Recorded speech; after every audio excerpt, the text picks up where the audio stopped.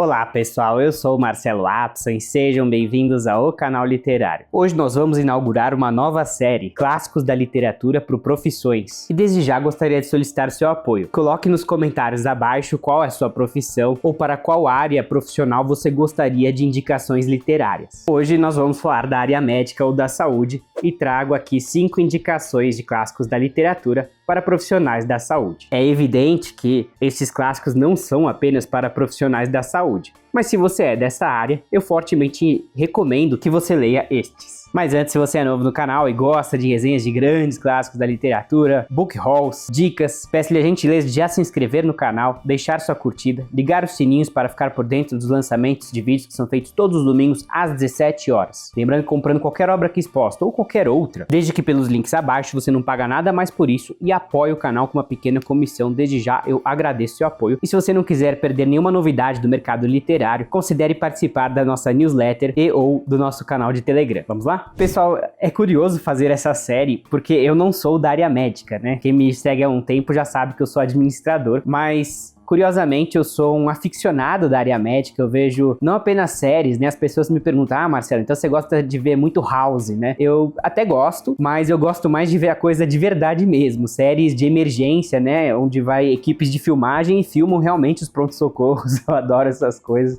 As pessoas acham engraçado como eu gosto de ver umas coisas um tanto inusitadas, digamos assim, né? Pra quem não é da área médica, pelo menos. Portanto, nada melhor do que começar com indicações para a área médica. E a primeira indicação, eu tenho vários amigos médicos, enfermeiros, né? A primeira indicação que eu dou é Olhai os Lírios do Campo, do nosso querido gaúcho Érico Veríssimo. Todos esses livros aqui, pessoal, tem resenha no canal, tá? Com exceção de um deles que tá pra sair, eu aviso. Esse aqui é um deles que nós temos resenha, e aqui nós temos a história de um jovem médico, um tal de Eugênio. Ele é casado e ele tem um caso com uma colega, a Olívia. O problema é que Olívia está à beira da morte. Eugênio quer visitá-la e precisa dar uma desculpa pra esposa, né? Olha, preciso atender um paciente lá longe, né? A Olívia tá no hospital 3 horas de distância, ele conta a ladainha dele, acho que a esposa finge que acredita, já não bota muita fé nele, eles não têm um casamento muito feliz, e no caminho para o hospital, Eugênio começa a voltar à sua infância, começa a rememorar todos os seus momentos que levaram ele até a situação atual, e a história de vida dele é simplesmente fascinante, é uma história de transformação, é uma personagem que inicialmente é muito egoísta, ela é muito ambiciosa, e veja, eu acho que não há nenhum problema em a pessoa ser ambiciosa, eu acho a ambição algo muito bom, ela pode fazer a gente estudar mais, né? Não é apenas o dinheiro, né?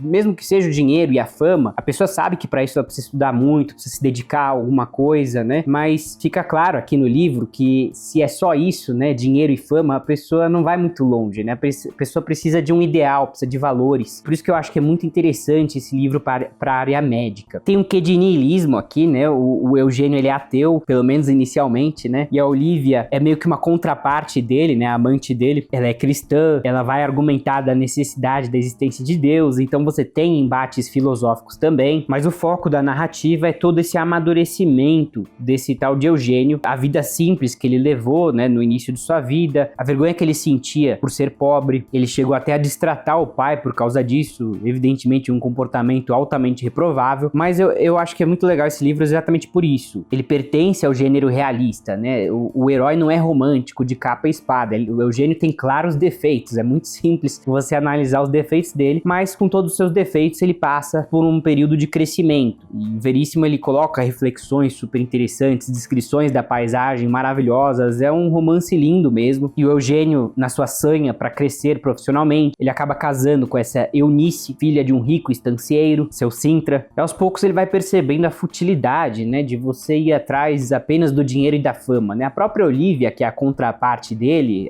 é a amante, mas também a personagem que vai fazer o contraponto dele, diz que não tem problema nenhum você querer ganhar dinheiro, crescer profissionalmente, né? Mas se é só isso, a existência fica muito vazia, né? Eu acho que todo médico tem que ler esse livro, porque, na minha avaliação, a grande questão central desse livro aqui é: o que é ser médico? Por que ser médico? para ganhar muita fama, muito reconhecimento? É aquela carreira que mais ganha dinheiro? Ou talvez porque a pessoa tem um genuíno desejo de melhorar a vida das pessoas? Esse aqui é tiro e queda para profissionais da saúde, por isso que tá na primeira indicação. As demais indicações não estão necessariamente em ordem, tá? Eu recomendo que você comece por Olhar os Lírios do Campo, do Veríssimo, e aqui os outros eu não tenho necessariamente uma hierarquia, eu tô indo aqui pela ordem que eu acabei colocando. Quem sabe inconscientemente eu não coloquei na própria ordem que eu acredito que a pessoa deva ler. A Peste, de Albert Camus. Como o próprio nome sugere, nós temos um surto de peste bubônica, e é interessante porque esse é um livro clássico, já escrito há muito tempo, mas ele teve suas vendas, não sei, triplicadas durante o período da pandemia, justamente porque as pessoas estavam procurando algum paralelo. E algo que eu venho trazendo aqui sempre dos clássicos é que um dos benefícios de ler os clássicos é que ele te aumenta o repertório de experiências de vida, né? Nós, como seres humanos, não podemos viver 3 vidas, 100 vidas, 1000 vidas, né? Mas nós podemos ler 1000 livros e é como se nós vivêssemos outras vidas, né? E quem falou isso foi um escritor contemporâneo, o George Martin, né, do Guerra dos Tronos. Ele disse que quem lê um livro vive uma vida, quem lê 1000 livros vive 1000 vidas. Ou algo assim.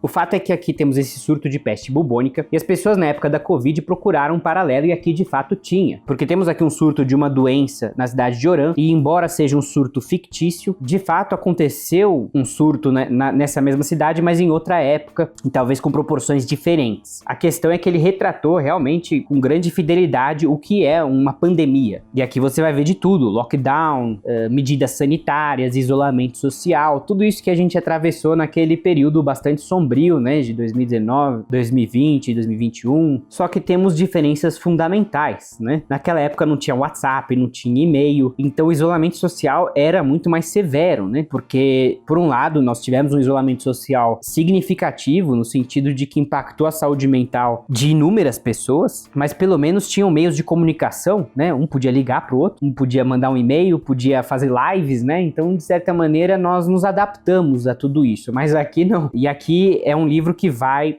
tratar do absurdismo, né?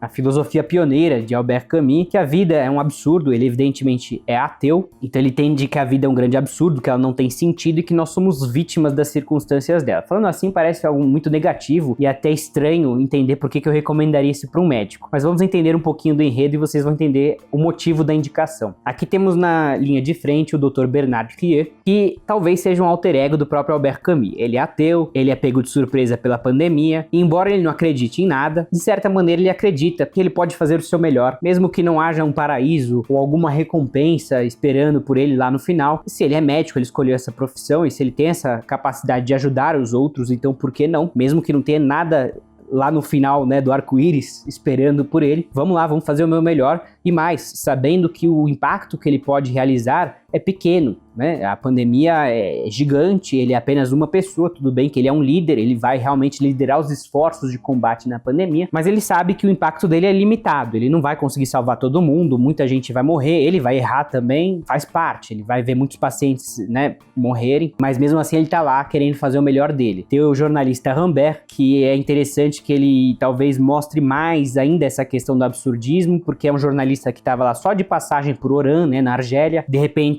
lockdown, tem a pandemia, e a noiva ou namorada dele tá lá em Paris, e ele não consegue nem avisar ela que ele está lá, né? E aí ele fica cortado dela. E imagine o que a esposa, noiva, deve estar pensando, né? Será que tá traindo? Será que não sei o quê? Como é que era a comunicação da época, né? Provavelmente, em algum momento a notícia chegou em Paris, mas até lá o que aconteceu, né? E quanto tempo, né? Eles ficaram apartados, sem poder mandar um WhatsApp, afinal não tinha WhatsApp na época, né? Então aqui a gente vê uma pandemia com realmente todas as limitações que ela traz e justamente essa questão. O Rambert, por mais que obviamente não fosse perfeito, a gente vai ver vários defeitos dele também. Ele provavelmente não merecia ficar cortado da esposa e é algo que foi completamente de surpresa. Quer dizer, ele não poderia nem ter prevenido isso. Então essa filosofia do absurdismo. E temos outras personagens, Jean Tarrou, que é um jovem ali que vai fazer um diário, né, da pandemia. Então é muito interessante aqui também porque tem essa questão toda sanitária, assim, né, a gente vivenciou tudo isso, mas é interessante também ler através das lentes do Camus como é que é um combate à pandemia, como é que era na época, né, os recursos que se tinha, a progressão. Então acho que é um clássico muito interessante para todos da área médica também. Falando em mortes, temos aqui As Intermitências da Morte de José Saramago. Saramago, ele é famoso também por seu ateísmo, mas porque ele gosta de gerar o caos social. Um outro grande clássico dele é Ensaio sobre a Cegueira, onde todo mundo fica cego, uma epidemia de cegueira, também é uma indicação para médicos, mas eu preferi esse aqui, As Intermitências da Morte, onde as pessoas param de morrer. Pois é, ele gosta de fazer essas situações caóticas e imaginar o que aconteceria. Eu tô trazendo isso aqui para a área médica porque a área médica, bem ou mal, é uma área que vai ter muito contato com a questão do falecimento. E aqui é justamente uma análise da necessidade da vida ser finita. Imaginemos que a vida fosse infinita. Será que isso seria bom ou ruim? Evidentemente que a gente consegue imaginar muitas coisas positivas, mas aqui o Saramago vai focar nas questões negativas. O pessoal da área médica sabe muito bem que os hospitais são rotativos. Então tem muita gente entrando e muita gente saindo. Alguns saem pela porta da frente, alguns pelas portas dos fundos. Mas e se todo mundo entrasse e ninguém saísse? Porque aqui o que acontece é que as pessoas vão sofrer acidentes gravíssimos por qualquer questão científica ou lógica, eles deveriam falecer, mas não falecem e tampouco melhoram, né? Aqui as pessoas param de morrer, mas não é que elas ficam invencíveis, invulneráveis, né? Ah, o cara bate o carro e ele tá lá, sai andando. Não, ele sai em coma, mas ele não morre. E já imaginou o que vai acontecer com os hospitais? É simples. Em questão de dias vai ter uma superlotação, escassez de leitos, aí tem as questões previdenciárias, tem as questões das funerárias também, que vão entrar em colapso, os asilos de idosos, né, tem idosos chegando e não tem nenhum saindo, então de repente você tem superlotação de instituições muito importantes. Então é muito interessante a capacidade analítica do Saramago. Você já até deve estar se pensando assim, tá, Marcelo, mas isso nunca vai acontecer. De fato, eu acho muito difícil as pessoas viverem para sempre, mas é fato que a longevidade pode tranquilamente triplicar em algum momento, e eu acho que um efeito similar seria obtido, entendeu? Imaginemos que hoje a expectativa de vida das pessoas é entre 70 e 90 anos, depende do país, né? Imaginemos que vá para 200 anos, já seria uma catástrofe, seria ótimo, obviamente, né? Não sou contra isso de maneira alguma, seria super a favor, só que aqui ele aponta para os possíveis problemas que isso geraria, que com certeza teriam, essas superlotações de hospitais, de asilos. Seria interessante, inclusive, que políticos lessem essa obra para se prepararem para um eventual aumento na longevidade, que na verdade já está acontecendo, né? As previdências do mundo inteiro já estão meio em colapso, né? Agora imagine que as pessoas vivam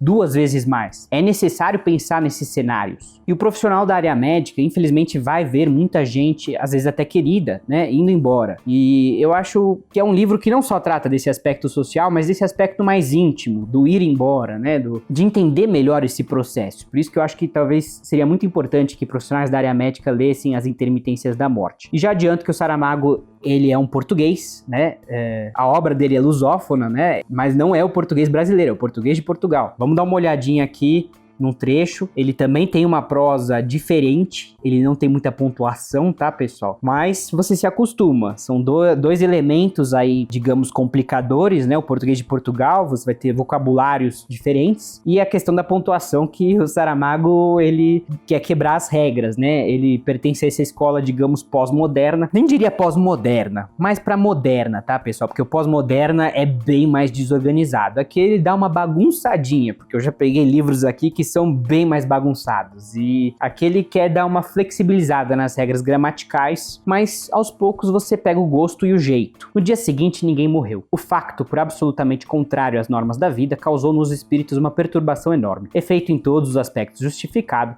basta que nos lembremos de que não havia notícia, nos 40 volumes da História Universal, nem ao menos um caso para a amostra, de ter alguma vez ocorrido fenômeno semelhante, passar-se um dia completo, com todas as suas pródigas 24 horas, contadas entre diurnas e nocturnas, matutinas e vespertinas, sem que tivesse sucedido um falecimento por doença, uma queda mortal, um suicídio levado a bom fim. Nada de nada pela palavra nada, nem sequer um daqueles acidentes de automóvel tão frequentes em ocasiões festivas, quando a alegre irresponsabilidade e o excesso de álcool se desafiam mutuamente nas estradas para decidir sobre quem vai conseguir chegar à morte em primeiro lugar. Percebo que isso foi apenas um período, né, um período bem longo, né, esse é o tamanho do período que eu acabei de ler, mas deu para entender e eu achei já bem envolvente, fiquei até com vontade de reler. É nos apresentado quem é essa tal de Dona Morte, né, lembra até a Turma da Mônica, mas é muito interessante porque ela é uma personagem que nos é apresentada na segunda parte do livro. Então temos esse aspecto macro e temos um aspecto micro também. Fortemente indico. E aqui eu trago para vocês o Shakespeare francês, Molière. Aqui temos essa linda edição da editora Unesp com 3 peças: o Tartufo, Dom Juan e o Doente Imaginário. Eu gostaria de indicar para a área médica, evidentemente, o Doente Imaginário. E vocês já devem estar se perguntando, quem é Molière? Molière, como eu disse, era esse dramaturgo muito famoso na França, famoso por suas comédias, então você vai dar boas risadas, tá, pessoal? E o esquema de peças é excelente para ler, especialmente você que tá, de repente, há um tempo sem ler, ou não tá num ritmo de leitura legal, que é algo leve, leia o Doente Imaginário. Você vai dar ótimas risadas e você vai absorver as mensagens de Molière para a área médica. À primeira vista, parece que temos uma grande crítica à área da medicina como um todo. Temos um doente, Argan, na verdade ele é o doente imaginário, ou seja, é uma pessoa hipocondríaca. Na verdade ele goza de boa saúde, apesar de já ser um tanto idoso, mas ele se sente doente, né? E aí tem até uma questão psicanalítica que de repente o hipocondríaco é uma pessoa carente, né? Uma pessoa que quer atenção, não só atenção, né? Quer que as pessoas a vejam, né, como vítima. Só aí já acho que tem um aspecto interessante, né? Porque todo médico em algum momento vai encontrar um hipocondríaco, alguém excessivamente preocupado com a própria saúde e procurando aí alguma doença e como lidar com essa pessoa, né? Só que a questão aqui é que os médicos vão lidar da maneira errada, vão olhar uma carteira cheia de dinheiro, né? Vão falar, ah sim, o senhor está muito doente, tá aqui ó, toma purgantes, sanguessugas, né? E Argan vai se preocupar, né? Tá bom, mas por quanto tempo? Como é que é, doutor? A minha doença é grave, né? Diz que sim.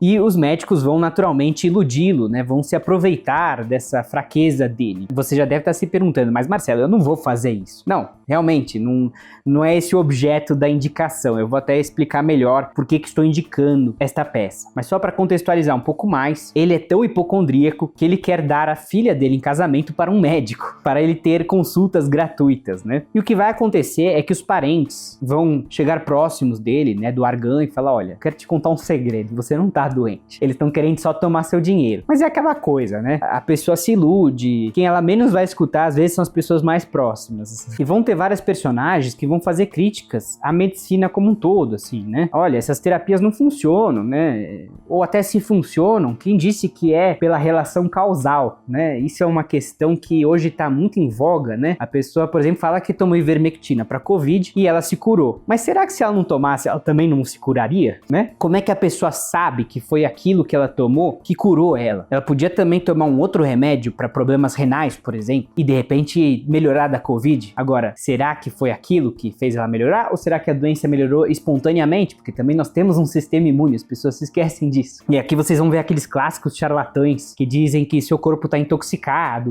né? Você precisa desintoxicar seu corpo, né? Eu sigo muitos criadores da área da saúde, né? Que falam o básico, né? O melhor desintoxicador do seu corpo é o seu fígado e seus rins. Eles já fazem esse trabalho para você. O seu trabalho é exclusivamente não sobrecarregá-los com toxinas como bebidas, né? Ou com outros remédios que não tem nada a ver, que sim vão sobrecarregar o fígado ou os rins, né? Mas eu entendo que a medicina na época não era baseada em evidências, ou pelo menos a grande parte dela não era, né? Tinha essas terapias com sanguessugas, purgantes, né? Tinham-se noções muito erradas, e as personagens aqui, né, fora o Argan, obviamente, vão criticar a ineficácia desses tratamentos. Então eu não entendo aqui a obra como uma crítica à medicina em si, apesar de que sim, tem aqui talvez um viés assim, eu prefiro interpretá-la como uma crítica à pseudociência, pseudomedicina, se é que existe isso, né? Os tratamentos que não são científicos, esses sim merecem toda a chacota, né? Todo o escrutínio. Então eu acho que é uma obra bem interessante por esses dois aspectos, né? A questão de como lidar com uma pessoa hipocondríaca, porque acho que todo médico vai encontrar algum desses por aí. Eu me confesso um pouco hipocondríaco, eu sou uma pessoa muito preocupada com a saúde, faço check-up anual, pergunto cada coisa pro médico, né? Pesquiso no Google, né?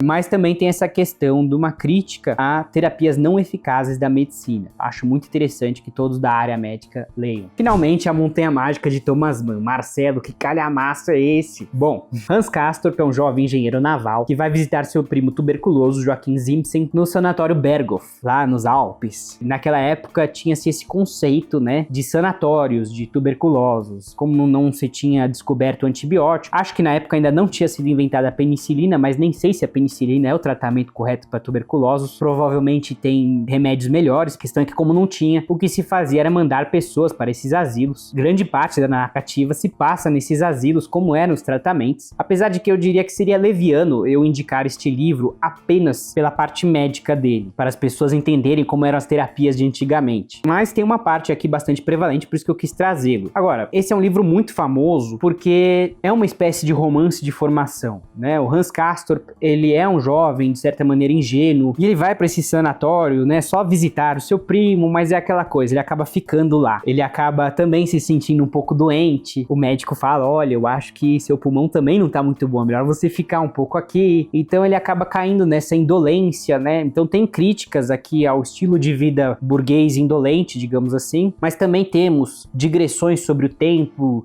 reflexões muito profundas. Então é um livro realmente não só para a área médica, para todo mundo, é um livro que eu indico, é um calhamaço, veja se você está preparado, mas é uma narrativa que flui bem, de maneira geral. Obviamente que você vai ter momentos de calmaria, mas é um livro muito bonito, é um livro muito poético, é um livro de várias e várias reflexões sobre a vida, sobre a passagem do tempo, mas também tem essas questões médicas, né, da tuberculose.